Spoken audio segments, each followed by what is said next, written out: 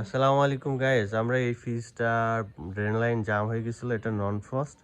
এটা এখানে বের করে আমরা ফ্রিজটা পরিষ্কার করতেছিলাম।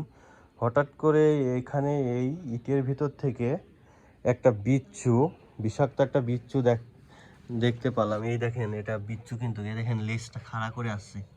এটা কিন্তু ইনার লেজটা ওই দেখেন কিরকম হোল। এই বিচ্ছুটা মূলত কিন্তু লেজ থেকে আক্রমণ করে, এটা সাপের মতো কিন্তু বিষাক্ত। তো এইসব প্রাণী থেকে আপনারা দূরে থাকবেন। আর আমার লাইফে আমি অনলাইনে দেখছি, এই প্রথম নিজের চোখে দেখলাম যে এরকম একটা বিষাক্ত প্রাণী বাংলাদেশে। তো এইসব প্রাণী থেকে আপনারা দূরে থাকবেন। যদি এগুলা দেখেন, এগুলোকে মেরে ফেলবেন, একদম ভয়ঙ্কর। এটা কিন্তু তাজা, আপনারা ভাবেন না যে এটা আবার প্লাস্টিকের। এই দেখেন, এই দেখেন, এই দেখেন, এই দেখেন, এই দেখেন, এই দেখেন বিচ্ছুটা কিভাবে পালানোর চেষ্টা করছে, দেখেন, ভয়ঙ্কর।